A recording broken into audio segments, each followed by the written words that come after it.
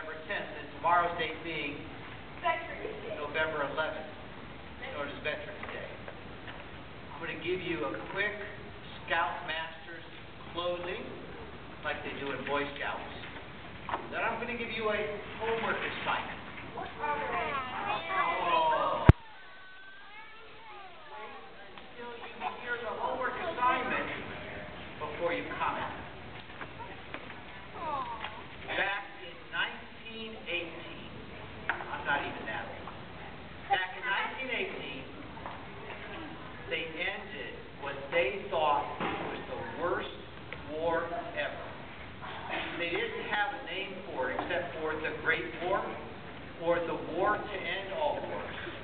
But it ended, they stopped shooting at each other on the 11th hour of the 11th day of the 11th month, 1918. We know that war today as World War I, and the date in 1918 was called Armistice Day. It's essentially a stopping of the fighting. For those of you who will study world history, you'll find out that it was not the last war to end all wars. Because they had World War II. And we still have wars today. Because there are people who do good things and people who do bad things.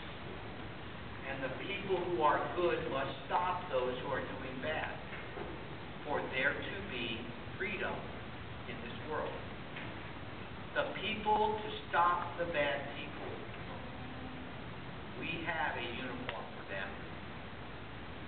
Pick a color.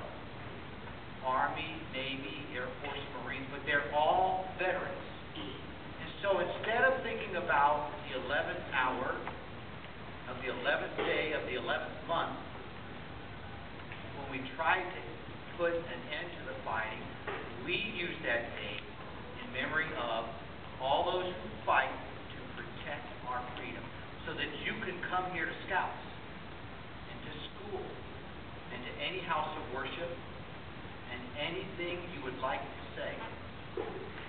Those freedoms we hold, we owe a thank you to all the men in uniform. So your homework assignment, if you know someone who is a veteran, like Thomas's cousin, who's a Marine, or Thomas's other cousin, who flies F-15s. Tonight, tomorrow, sometime this week, call them on the phone and simply say, thank you for your service to our country. That's your homework.